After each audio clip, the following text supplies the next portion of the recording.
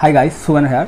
এবার আসি একটা সিম্পল বিজনেস অ্যানালিসিস নিয়ে, মানে যেটা Q1 FY26 এর রেজাল্ট এসছে, সেটা হচ্ছে থাইম্যাক্স। থাইম্যাক্সে যদি দেখি, থাইম্যাক্সের একটা কী বিজনেস হচ্ছে জাস্ট ঘড়ি বেচে, সিম্পল একটা বিজনেস। নানা রকম ব্র্যান্ডের ঘড়ি বেচে, প্রিমিয়াম, মিড সেগমেন্ট, আর একটা হচ্ছে ভ্যালু যেটা বিলো 1000 রুপিজ, বিলো 1000 রুপিজও ঘড়ি বেচে।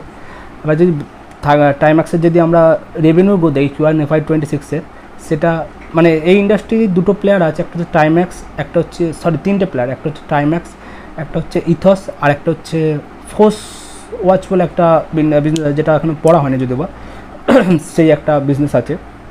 যেই টাইম্যাক্সের আমি Q1 FY26-এ যদি আপডেট দেখি, মানে ম্যানেজমেন্ট কল পিপিটি দেয়, কল করে না, কোনো গাইডেন্স দেয় না, জাস্ট পেজ রিলিজ আর পিপিটিই দেয়। ম্যানেজমেন্টে যদি Q1 FY26-এ আমি আপডেট দেখি, সেটা হচ্ছে 55% সেলস গ্রোথ, এবিটা মার্জিন, এবিটা গ্রো করেছে 361%, পিবিটি গ্রো হয়েছে 511%। আর সবচেয়ে বড় কথা হচ্ছে যে অলমোস্ট সমস্ত ট্রেড চ্যানেল, মানে যে সমস্ত চ্যানেল যেরকম অনলাইন, ইবিও, মাল্টি ব্র্যান্ড আউটলেট, তারপর হচ্ছে রিটেল আউটলেট, লাক্সারি রিটেল, যে সমস্ত চ্যানেলগুলো রয়েছে, আরও একটা চ্যানেল ডিফেন্স কার্টেন বলে একটা চ্যানেল রয়েছে, যেটা যত সম্ভব গভর্নমেন্ট অফ ইন্ডিয়ার যে ডিফেন্স যে সেই তার সাথে কোলাবোরেশন করে এই চ্যানেলটা খোলা। তা দেখা যাক যে এতগুলো সমস্ত চ্যানেলে ম্যানেজমেন্ট বলেছে যে স্ট্রং ডবল ডিজিট গ্রোথ। আর সবচেয়ে বড় কথা হচ্ছে যদি দেখা যাক যে থাইম্যাক্স যে ব্র্যান্ডটা, সেই ব্র্যান্ডটাই ইয়ার অন ইয়ার Q1 FY26-এ গ্রো করেছে অলমোস্ট 77%, মানে একটা হিউজ গ্রোথ। এই ইন্ডাস্ট্রিতে যে আরেকটা প্লেয়ার আছে, সেটা হচ্ছে যথাসম্ভব ইথস। সেই ইথস আর যে ফোর্স, তাদের গ্রোথ অতটাও বেটার নয়, 15 to 25% গ্রোথ। আর যে টাইম্যাক্স ওভারঅল পোর্টফোলিও গ্রো করেছে, ওভারঅল পোর্টফোলিও রেভিনিউ গ্রো করেছে 55%। আর যে মেজরিটি যে টাইম্যাক্সের রেভিনিউ আছে টাইম্যাক্স থেকে, সেই টাইম্যাক্সের নিজস্ব ব্র্যান্ডের যে পোর্টফোলিও টাইম্যাক্স নামে, সেটাই গ্রো করেছে 77%। আর হ্যাঁ, নিউ প্রোডাক্ট লঞ্চ, কোলাবোরেশন ওইগুলো রয়েছে, ওইগুলো কোনো ম্যাটার করে না, যদিও বা আমি ওই জন্য নোট করিনি। নতুন একটা প্রোডাক্ট লঞ্চ করেছে গেস ওয়াচ, যেটা ইয়ার অন ইয়ার 33% গ্রো করেছে। তারপর হচ্ছে ভার্সেক্স নাকি একটা ব্র্যান্ড ছিল, সেটা ইয়ার অন ইয়ার 18%, যেটা প্রিমিয়াম ওয়াচ সেল করে, যে ব্র্যান্ডের নামে প্রিমিয়াম ওয়াচ সেল করে, সেটা 18% গ্রো করেছে।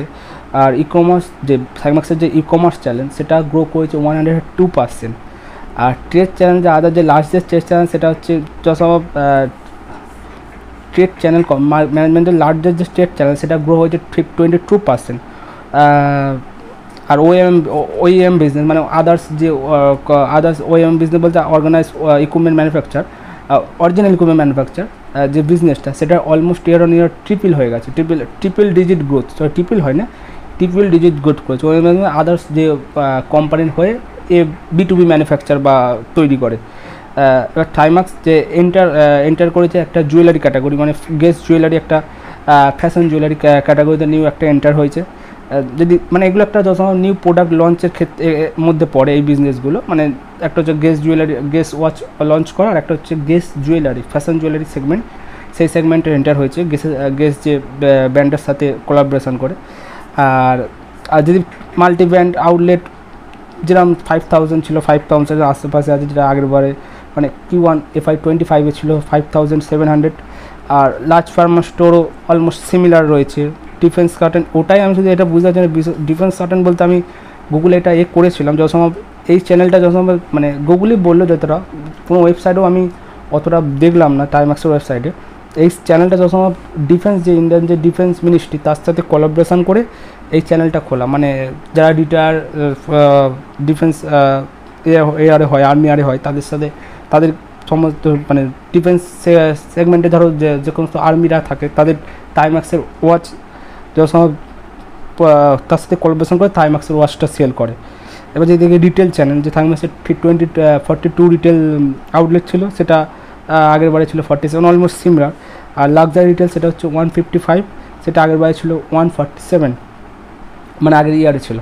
মানে অলমোস্ট দেখা যাক যে চ্যানেল সমস্ত একই আছে, চ্যানেল গ্রোথ অতটা হয়নি, মানে যে চ্যানেল যে সেই গ্রোথ ততটা হয়নি, কিন্তু চ্যানেল স্টোর গ্রোথ বা চ্যানেলের এক্সপানশনটা অতটা হয়নি, কিন্তু ওভারঅল যে এক্সিস্টিং চ্যানেল যেগুলো রয়েছে, সেখানে সমস্ত ক্ষেত্রেই টাইম্যাক্স ডবল ডিজিট গ্রো করেছে, মানে এটা ম্যানেজমেন্টের কমেন্ট অনুযায়ী।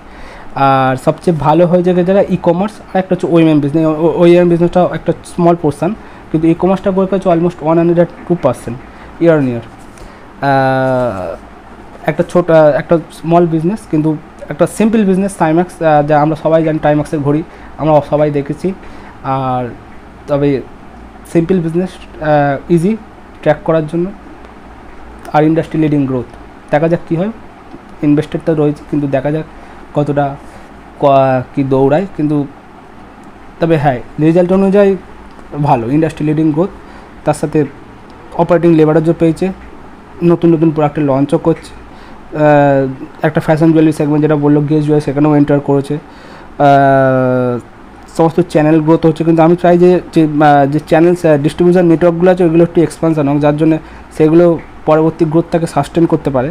যে ডিস্ট্রিবিউশন নেটওয়ার্ক যদি না এক্সপানশন হয়, যেটা মাল্টি ব্র্যান্ড লার্জ ফরম্যাট, ওগুলো একটু এক্সপানশন হলে মানে গ্রোথটা সাস্টেন হবে। তবে পুরোপুরি যদি দেখা যায় যে থাইম্যাক্সের যে গ্রোথটা আছে সেটা নিজস্ব ট্রেড চ্যানেল আর ই কমার্সের মাধ্যমে এসছে। কারণ মানে আমি যখন সোশ্যাল মিডিয়ায় খুলি টাইম্যাক্সের ওয়াচ, তখন টাইম্যাক্সের ওয়াচের ভিডিওর উপর হিউজ ভিউজ থাকে অন্যান্য আদার্স ওয়াচ ব্র্যান্ডের ওয়াচ তুলনায়। টাইম্যাক্সের ওয়াচ মানে একটা হিউজ, আমি দেখলাম যে ভালোই ভিউ, মানে মানে প্রচুর ভিউ হয়, মানে থাইম্যাক্সের যদি কোনো ওয়াচের ভিডিও হয়, আমি সোশ্যাল মিডিয়ায় দেখেছি। মানে একটা আছে, একটা ব্র্যান্ড, তার সাথে ইন্ডাস্ট্রিও গ্রো করছে, আর তার সঙ্গে কোম্পানিটাও তো গ্রো করছে। দেখা যাক কতদূর কী হয়, পারফরমেন্স করে, কোনো কল করে না, কোনো পিপিটি করে না। আপডেট গাইডেন্স দিলে বেটার হতো, কল হলে বেটার হতো আরও। দেখা যাক ম্যানেজমেন্ট কী করতে পারে। ওকে, বাই।